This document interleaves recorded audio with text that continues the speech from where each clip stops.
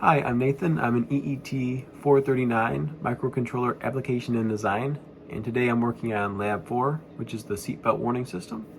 And today's date is July 13th, 2023. Okay, the purpose of this lab activity is to design a seatbelt warning system. So this involves 4 inputs and 1 output. And in this lab, the inputs are switches. So when one is closed, that means it's high, and when the switch is open, it will be low. And with each of these inputs, they'll be configured in 2 conditions for driving. And so if either of these conditions are met, they will alert and flash an output, which is an LED. And if those conditions are not met, then the LED will not flash and show that it's safe to drive.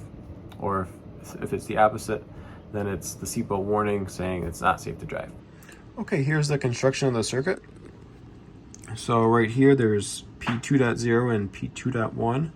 Those are the switches within the microcontroller that are being used. And then over here P2.3 and P2.2 are being used to take care of the other switches as inputs.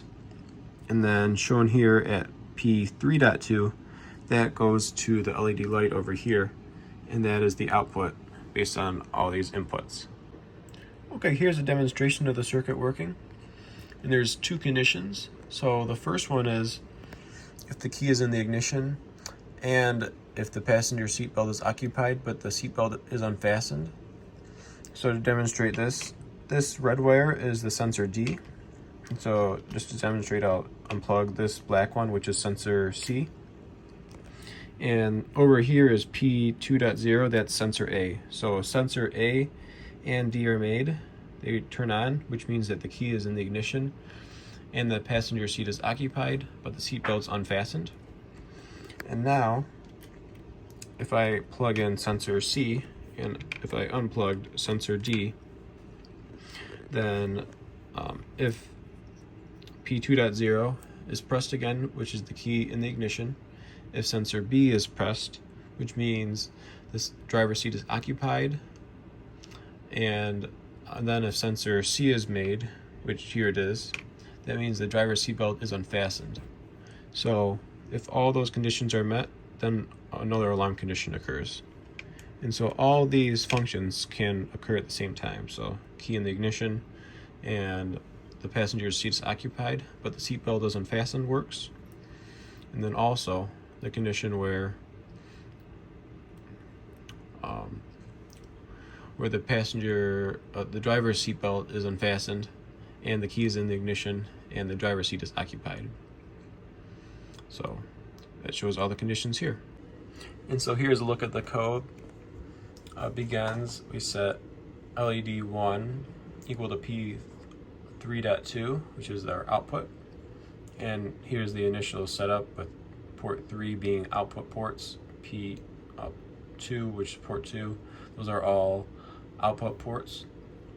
And then we switch to this begin label, clear out the LED just to initialize.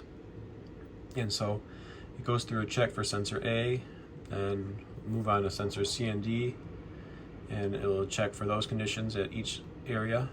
For example, here, if the sensor is made at P2.3, it'll jump right to that loop and it will turn on the LED, flashing that indicator. If not, it will continue on down, checking for all these conditions. And then at the very end, once that LED is flashing, it always goes back to this begin instruction to continue checking through this whole program to confirm that these conditions are still accurate. Okay, to conclude this lab, everything for the circuit ended up going well. However, to get to this point where everything functions, had to learn how to set up the inputs and outputs with the help of the teaching assistant. And from there, then I was able to develop code that meets each condition with the seatbelt alarm system, and learning how to utilize the jump no bit instructions and the jump bit instructions in order to capture what each sensor input was doing in the lab. And so after all that was done, the lab could be completed and the seatbelt warning system works as designed.